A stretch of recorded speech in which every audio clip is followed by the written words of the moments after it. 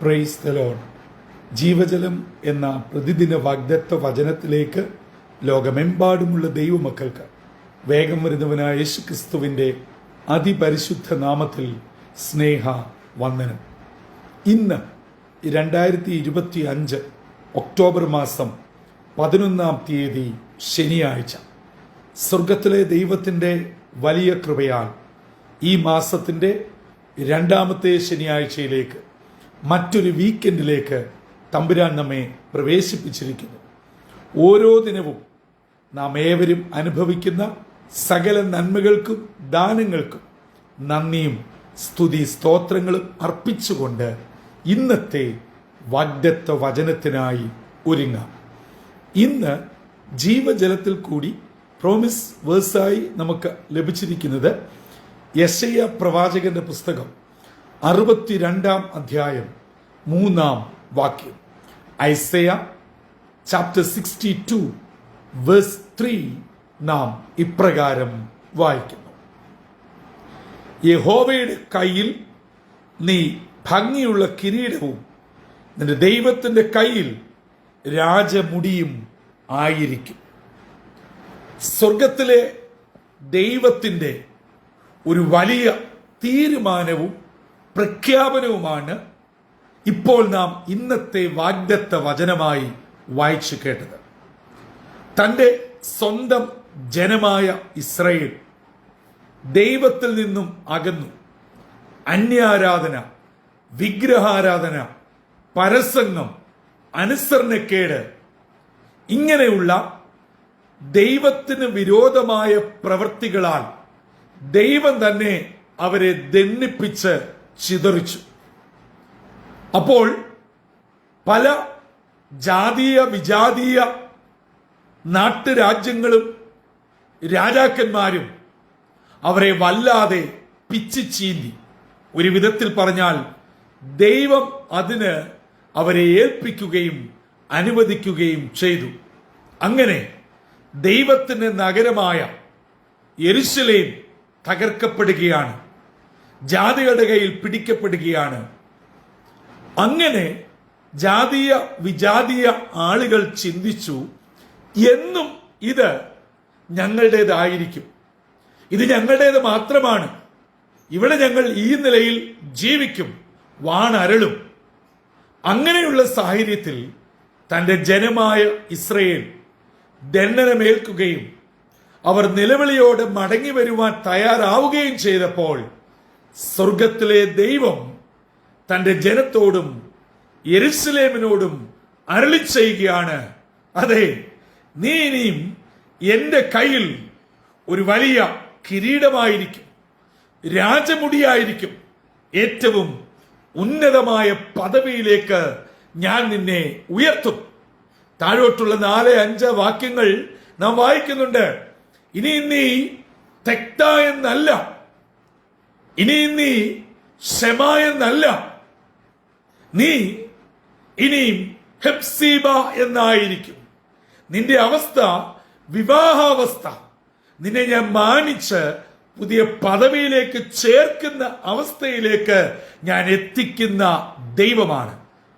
ഈ ശനിയാഴ്ച അതിരാവിലെ ഇന്നത്തേക്കുള്ള വാഗ്ദത്ത വചനം കേട്ടുകൊണ്ടിരിക്കുന്ന എന്റെ പ്രിയ സഹോദരങ്ങളെ, മാതാപിതാക്കളെ, എന്റെ യുവജന സുഹൃത്തുക്കളെ, പലരും നിങ്ങളെ പിച്ചി ചീന്തുവാൻ, തകർത്തെറിയുവാൻ, ഇല്ലായ്മ ചെയ്യുവാൻ, നിങ്ങളുടെ വളർച്ചയെ, നിങ്ങളുടെ ഉയർച്ചയെ, നിങ്ങളുടെ വിദ്യാഭ്യാസത്തെ, നിങ്ങളുടെ നല്ല കുടുംബജീവിതത്തെ, നിങ്ങളുടെ കരിയറിനെ എന്ന് വേണ്ട നിങ്ങളുടെ ആത്മീയ ജീവിതത്തെ പോലും ചതച്ചു കളയുവാൻ പദ്ധതിയിട്ട് നിങ്ങൾക്കെതിരെ ഗൂഢാലോചനകളും തന്ത്രങ്ങളും ചതിപ്രയോഗങ്ങളും കുതന്ത്രങ്ങളും ആയി കടന്നു വരുമ്പോൾ ഇന്ന് സ്വർഗത്തിലെ ദൈവം പറയുകയാണ്: അവരുടെ മുൻപാകെ നിങ്ങളെ രാജമുടിയായി മാറ്റുന്ന ഒരു ദൈവം, ദൈവത്തിന്റെ കയ്യിലെ കിരീടങ്ങളായി ഉയർത്തുന്ന ഒരു ദൈവമുണ്ട്. മകനെക്കുറിച്ച്, മകളെക്കുറിച്ച് വിഷമത്തിൽ, സങ്കടത്തിൽ, കണ്ണുനീരിലും ഉപവാസത്തിലുമായിരിക്കുന്ന ഏതെങ്കിലും അമ്മമാർ, പിതാക്കന്മാർ ഇന്ന് രാവിലെ എന്നെ കേൾക്കുന്നുണ്ടോ? നിങ്ങളുടെ പ്രാർത്ഥനാ വിഷയം എന്തും ഏതുമായിക്കൊള്ളട്ടെ, ആ വിഷയം തമ്പുരാനോട് പറ. ദൈവസന്നിധിയിൽ യഥാസ്ഥാനപ്പെടുക. ദൈവത്തിന്റെ കയ്യിലെ കിരീടമാക്കി മാറ്റുവാൻ സ്വർഗത്തിലെ ദൈവത്തിന് കഴിയും. നമ്മുടെ കിരീടങ്ങളും ഉയർച്ചകളും വളർച്ചകളും തട്ടിത്തെറിപ്പിക്കുവാൻ ശത്രു, അത് കൂടെയുള്ളവർ, നമ്മുടെ നന്മയിൽ സന്തോഷിക്കാത്തവർ, പുറത്ത് ചിരിച്ചുകൊണ്ട് മൗനം അവലംബിക്കുന്നവർ, ഉള്ളിന്റെ ഉള്ളിൽ കുശുമ്പുമായി അസൂയമായി തന്ത്രങ്ങളുമായി അവർ പതിയിരിക്കുകയാണ്. അവസരം വരുമ്പോൾ പൊട്ട അണലിയെ പോലെ വിഷം ചീറ്റി നമ്മെ തകർത്തെറിയുവാൻ. അങ്ങനെയൊക്കെ ഉള്ളവരുടെ മുൻപിൽ ഇന്നത്തെ വാഗ്ദത്ത വചനം നമുക്ക് ഉറപ്പു തരികയാണ്. ദൈവ പൈതലേ, നമ്മെ ഒരു വലിയ തങ്ക കിരീടമായി ദൈവത്തിന്റെ കയ്യിലെ രാജമുടിയായി ഉയർത്തുന്ന ഒരു ദൈവമുണ്ട്. എന്നും വേദനയല്ല, എന്നും കണ്ണുനീരല്ല, എന്നും വിഷമമല്ല. ഈ കഴിഞ്ഞ നാളുകളിൽ നിങ്ങൾ ആത്മാർത്ഥതയോടെ ചില വിഷയങ്ങൾക്ക് വേണ്ടി കരഞ്ഞോ, മുഴങ്കാലും അടക്കിയോ, ഉപവസിച്ചോ, കണ്ണുനീരൊഴുക്കിയോ? ദൈവ പൈതലേ, നിങ്ങളുടെ കണ്ണുനീരിന് തമ്പുരാൻ വില കൽപ്പിച്ചിട്ടുണ്ട്. ഈ ലോക മനുഷ്യരാണ് അത് പുച്ഛിച്ചു തള്ളിയത്. എന്നാൽ വചനം പറയുന്നു, കരഞ്ഞുകൊണ്ട് വിതയ്ക്കുന്നവർ ആർപ്പോടെ കൊയ്യുന്ന നാളുകൾ അടുത്തു കഴിഞ്ഞു.